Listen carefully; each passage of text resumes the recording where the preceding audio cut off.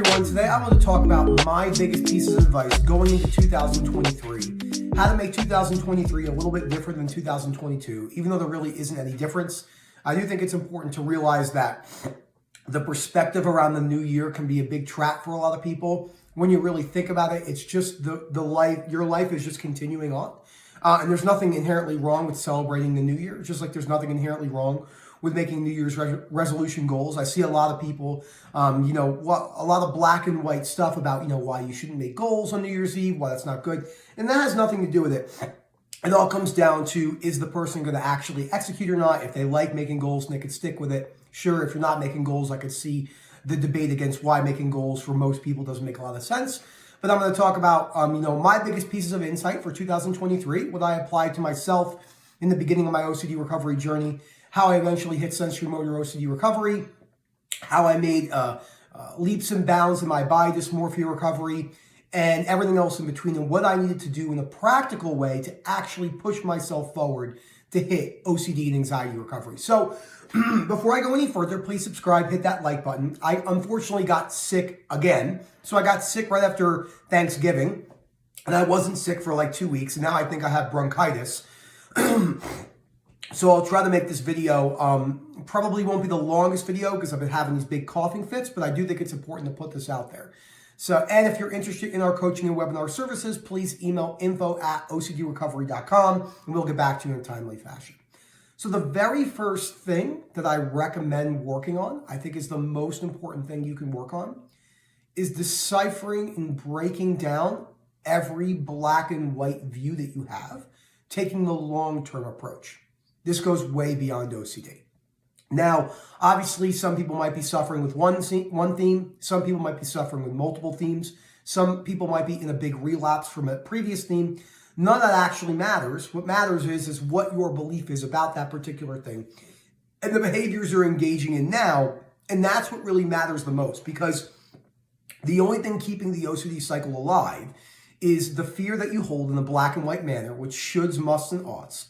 The behaviors you have attached to that, they're linked to it directly. Those are compulsions, reassurance seeking, self-reassuring statements, not moving with uncertainty, trying to get dire certainty, and all the avoidance behaviors and everything else in between. And then time and patience, because my second actionable step I'm going to give you is why it's so important to start working on your behaviors right away, because that's something you can have a little bit more control over. You're not going to be able to have control over how intrusive thoughts, sensations, intrusive thoughts, images, sensations, and urges, how they're cropping up, when they're cropping up. You're not going to really have any control of that right now, next week or next month, or even in the middle of this year. You will, to a large degree, give yourself the capability of them to come down with intrusiveness, but that's only after you start working on the beliefs and you start changing your behaviors. But the reason why it's so important to change your black and white statements and work on black and white statements, and that involves in breaking down your own. I have fun in breaking down other people's. I think it's a good way to practice for myself. It's not about the right or wrong thing. It's about breaking it down with the principles of Ellis and how we see the world. And, the New Year's resolution one, I never even see this thought. What happens is when you become more rational and you start practicing this a lot more, and then you do what we do, and I work with people all the time, and I'm dealing with people in different cultures and backgrounds and getting to know the people all over the world. And there's always one thing in common, no matter where anyone comes from. And it doesn't matter if it's the Middle East. It doesn't matter if it's anywhere in the Ukraine region, the Nordic countries, Canada, America, Africa, Europe. It doesn't matter. It's all the same. People are really black and white, and they hold a lot of overgeneralizations. And the reason why that type of stuff gets a lot of play, say social media's gurus, is because of the emotions and the fake sense of empowerment that it gives someone. The key word is the fake sense of empowerment. True empowerment, in my opinion, is the ability to stay calm and quiet, not need to state or render an opinion, even if you think you're right. That's empowerment. Empowerment is not getting on the stage and yelling at people. That's not empowerment. That's a fake sense of empowerment. It's understandable why we do it, and I know this, I think, better than most, because that's exactly how I lived my life for the majority of my life, only until a couple of years ago, and I realized, well, this isn't really getting me what I want, and I can't actually get what I want from other people, because that's an illusion. So the reason why I'm spending a lot of time on this first point in breaking down those black and white perspectives is I saw a lot of people I follow, and New Year's resolutions are stupid. You should never do them. They're dumb. Never do them. They're idiotic. And I could see where they were coming from, but It's the way they say it. It's the way they go about it. It's not rational. The rational way to say it is this. There's nothing inherently wrong with setting goals. There's nothing inherently wrong with setting New Year's resolutions. Most people, unfortunately, do not stick with them because they have a wrong perspective about them. Like the new year is going to bring something new. But if you use them, the best thing you can do for yourself is to go about it in a practical way where you're going to make the behavioral changes and do some things that you didn't do last year or the year before. That's a rational and calm statement. That statement gets no play because people are addicted to high emotions. High emotions are addicting, screaming at people, yelling at people. These are all the things I would recommend that you work on because this is what helped me the most when it came to my OCD and anxiety recovery journey. The second thing, and I think the most important thing is, you have to look at what you can have control over now, and I don't mean like a direct control, but a better sense of control, and that is the actions that you're engaging in. What do your lifestyle factors look like? Are you at work? Are you going to the gym? Are you eating decently healthy? Are you smoking a lot? Are you drinking a lot? Remember, this isn't a judgment thing. I'm not here to tell you right or wrong. I'm telling you, I work with a lot of people who smoke nicotine. I smoked cigarettes for years, and I enjoy my occasional cigar. And, people ask me, is smoking good or bad? And I said, it's not about good or bad. Yeah, obviously smoking cigarettes is not good for you long term. We know that. I'm not trying to lie about that. But I'm here to say to you, do you think it's mixed in with your compulsive behavior? Because I'm here to coach you on OCD and anxiety recovery. I'm not your primary MD. I mean, it's not a rocket science to say that smoking cigarettes a pack a day is good for you.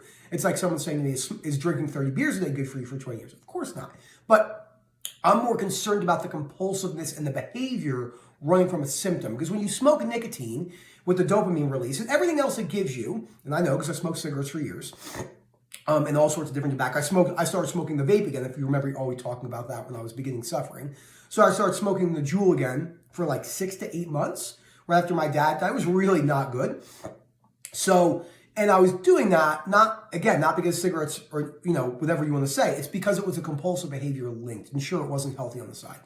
So what behaviors are you engaging in right now that you think you can have some change over if you actually take the time and go about it? And I think that's really, really, really important to take a look at what, I'll give you a good example for myself, okay? I set goals. I like setting goals. But if I'm not going to take the goal seriously and I write it down, nothing gets accomplished, right? I've had that happen multiple times. Like I'll write a goal saying, wake up every single day, Monday through Friday at 5 a.m., right? Because that's important for me because I get to go to the gym and get everything done. Most times I'm good with that, so I usually give it a check. But there's other goals that I do that I fall short on, stuff like, what was one I failed at recently? It's just a life goal. Just something with work, something I wanted to do with work. So I actually have it right here. I wasn't as structured in this last quarter in certain things. And so we have these sheets now that I can fill out every Sunday about my priorities this week and stuff like that. And this helps keep me on track. I'm not saying you have to do this, and this can be really compulsive for some people. There's no compulsiveness with me anymore with this. It doesn't exist. I don't have a compulsive attachment to these things. If you told me right now, Nick, you can never do that again, I would be like, oh, well, probably won't be the best thing, but it's not the end of the world. And that was really a key thing for me. So taking those behavioral changes is very important. The third thing is taking a realistic perspective, and this goes into point 2, actionable behavioral steps. Looking at, are you reading the books on the reading list? Have you read the books? Now, I get it. It sounds boring. It sounds monotonous. You hear us say, the books. And I've heard people say, oh my gosh, shut up about these stupid books already. But the books are just printed, are just ink on paper without application, okay? So I love to read, and I read a lot. But one of my biggest downfalls in my life was reading for the sake of reading, which wasn't good, just like it was listening to podcasts for the sake of listening. That wasn't good either. So now I'm much more aware about what I'm reading and why I'm reading it, and then I try to take pieces of that and apply it to my life. Now, if you like reading for the sake of reading, again, there's nothing inherently wrong with that, but if there's no application, you probably aren't going to achieve the things you're looking to achieve. So the first book on the reading list has actionable homework steps in all of the chapters except for like 2. They're great. What I recommend is I always tell people, read the book first time through, 20 minutes a day, 4 days a week, every other day. Once you're done, take a couple weeks, and then what I want you to do is I want you to go back and go like exercise 1 on Monday, exercise 2 on Wednesday, exercise 3 on Friday. That's how you go about that. Now, the second book on the reading list, which is Self-Help for Your Nerves by Claire Weeks, is a great practical book for learning how to deal with the anxiety as it comes. Like how to wear anxiety. It's not going to lead you to OCD recovery in and of itself because there's still a belief. We know that leaving it there is a key part, but we know that leaving it there is not the only part because many people have been leaving it there and create some good distance, but they're still afraid of fear being stuck forever, fear of going backwards, fear of not having progress, fear of going broke, fear of losing your job, fear of losing your relationship. But they've made a lot of peace with a lot of these worst case scenarios, right? Fear of rejection from society and their family. But because they actually really haven't fully accepted it, like I have with sensory motor, where really no sensations really bother me, they can be frustrating and annoying, but if I became chronically latched with my blinking again right now, it would be frustrating and annoying, but it wouldn't be the end of the world like I used to imagine it. Same thing with my breathing, saliva, swallowing. The fourth point that I want to go over, which is really, really important, and was really important for me, is cultivating a perspective of patience. I cannot tell you how difficult it was for me to instill patience because I attached an identity to myself about Nick's the hyper kid, right? I was having a talk with a guy the other day. He'll watch this and know who I'm talking about. When you hear people say I'm a sensitive person, again, nothing inherently wrong with that, but it can be problematic because you're touching an identity. I'm such a high-strung person, or I think he said it, or I'm such a hyper person. Or intense was the word he used because we were laughing together. I'm such an intense person. I let him speak and I said, well, the thing is there's no such thing as an intense person. There's just a person with intense characteristic traits. That can be changed. I'm not nearly as intense. Now, you get me at a music festival, I'm going to be a little intense, right? Because I have fun there. I love the music. I love jamming out. I'm getting a little drunk, and, that's when maybe I smoke a couple cigars, and I have fun because it's important for me to have fun in my life. I took fitness so seriously for my entire life. And, if you're taking fitness very, very seriously right now, there's nothing inherently wrong with that. I've changed my opinion on this over the years. Look, if you want to run an exercise program, whatever. If you want to count your macros, if you have a goal, whatever.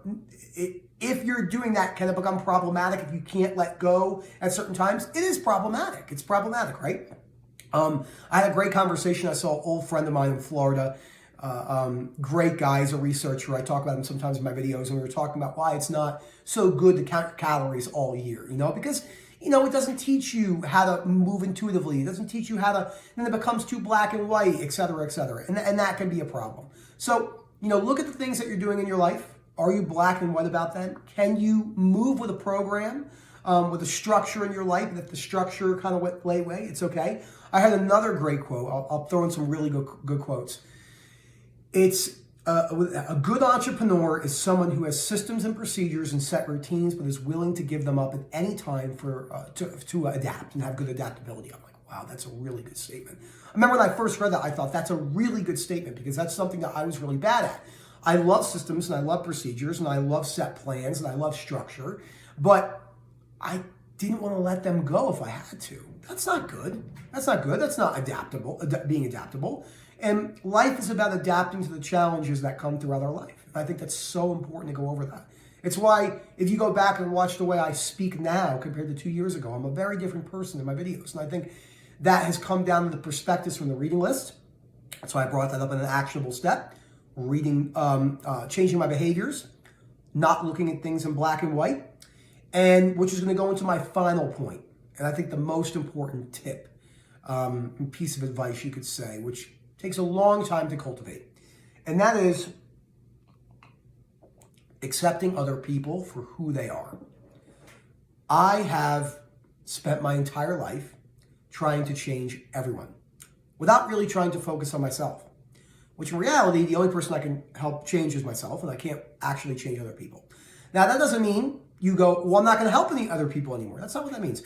It means that when you go into what I do, right, with my career at OCD recovery, you realize that you have no ability to change someone's perspective. All you can do is you could guide and recommend through experience and knowledge, okay?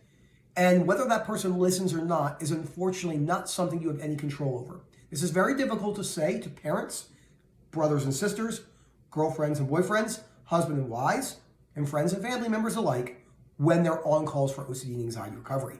Because the mother or the father, let's use that for an example, they love, maybe they've helped them come in for a package or a coaching session. And they're so frustrated at them and they're screaming at them. It's the same thing for addiction.